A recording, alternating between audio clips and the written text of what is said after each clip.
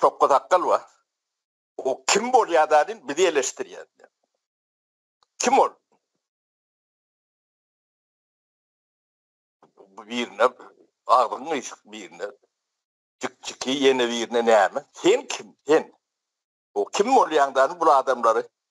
Yani avrayına, mertebesine hücum ediyen. Siz kim?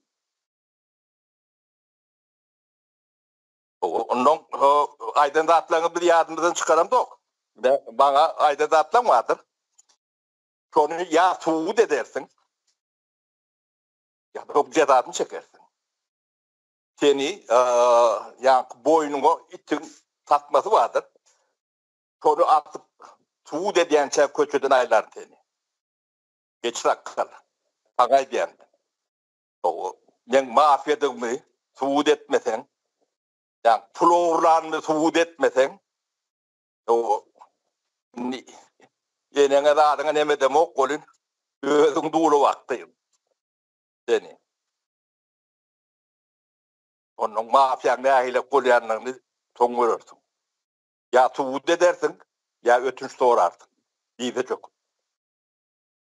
Vakan şunu edersin, olmasa da cezası çeker. O suratları yerine getirmem, o dünyada gitmem, alan oklar.